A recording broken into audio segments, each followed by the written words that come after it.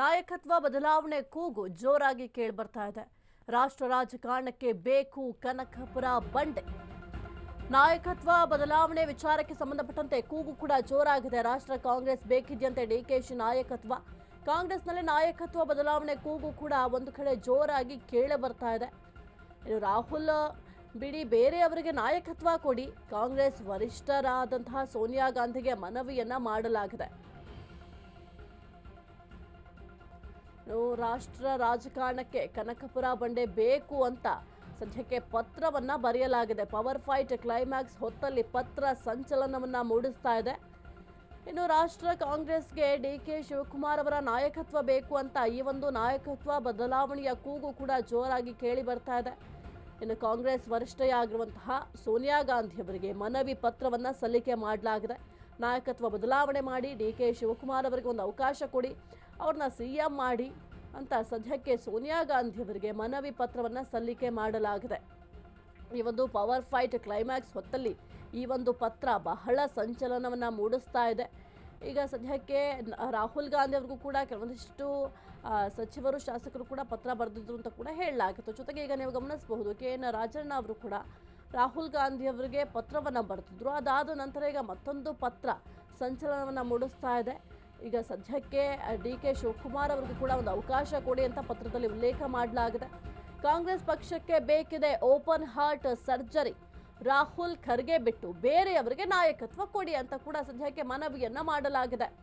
ಪ್ರಿಯಾಂಕಾ, ಡಿಕೆಶಿ, ತರೂರ್ ಹೆಗಲಿಗೆ ಜವಾಬ್ದಾರಿ ಕೊಡಿ.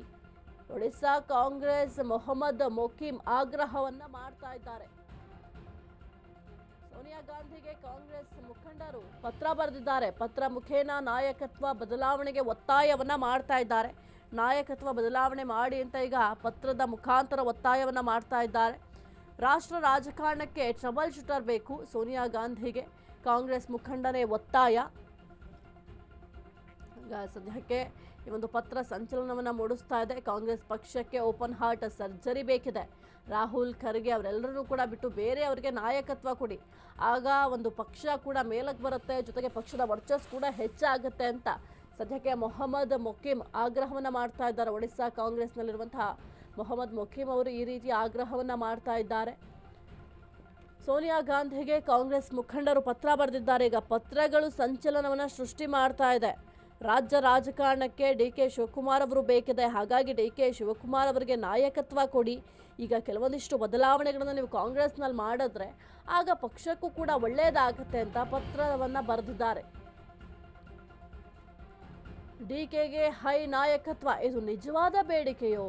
ಪತ್ರದ ಹಿಂದಿದ್ಯಾ ಕಾಣದ ಕೈಗಳ ಪಾತ್ರ ಎಂಬ ಪ್ರಶ್ನೆ ಕೂಡ ಮೂಡ್ತಾ ಇದೆ.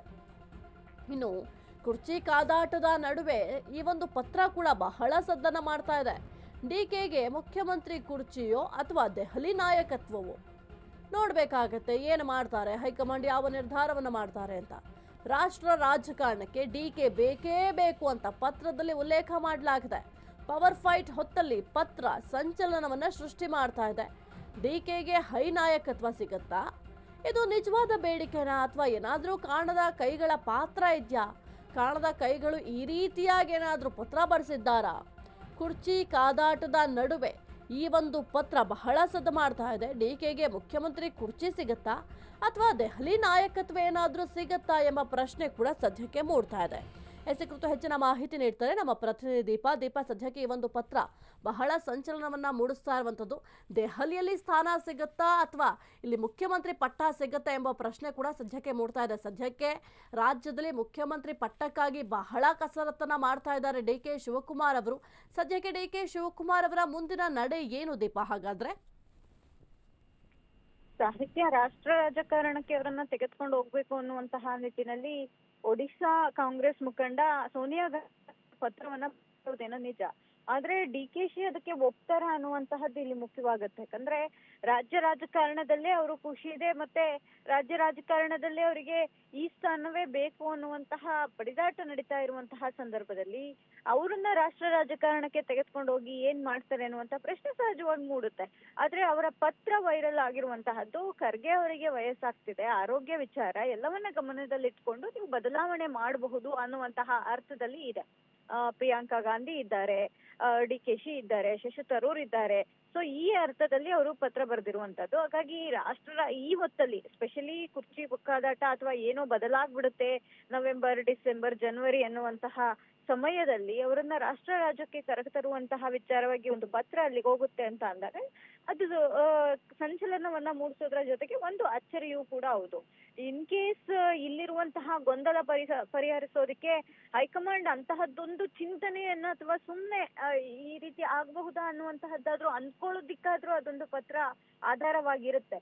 ಅಂದ್ರೆ ಇವ್ರನ್ನ ಹೌದು ಈಗ ಅಲ್ಲಿರುವಂತಹ ಗೊಂದಲ ಸಿದ್ದರಾಮಯ್ಯ ಅವರನ್ನ ಇಳಿಸಿದೆ ಮುಂದೇನು ಅನ್ನುವಂತಹ ಪ್ರಶ್ನೆ ಬಂದಾಗ ಇನ್ ಕೇಸ್ DKಶಿ ಅವರನ್ನ ಇಲ್ಲಿಗೆ ತೆಗೆದುಕೊಂಡು ಬಂದು ಅವ್ರಿಗೊಂದು ಸ್ಥಾನಮಾನ ಕೊಡೋಣ ಅನ್ನುವಂತಹ ತಲೆಯಲ್ಲಿ ಒಂದು ಚಿಂತನೆಯನ್ನು ಈ ಪತ್ರದ ಮುಖಾಂತರ ಬಂದ್ರು ಬರಬಹುದು. ಹಾಗಾಗಿ ಇದೊಂದು ಇನ್ನೊಂದು ರೀತಿಯಾದಂತಹ ದಾರಿ ಹುಡುಕೊಟ್ಟಂಗಾಗಿದೆ DKಶಿ ಅವರ ಒಂದು ಅಧಿಕಾರ ವಿಚಾರವಾಗಿ.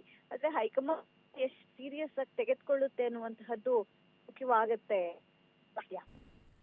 ಓಕೆ, ಥ್ಯಾಂಕ್ ಯು ದೀಪಾ ನಿಮ್ಮೆಲ್ಲ ಮಾಹಿತಿಗಾಗಿ.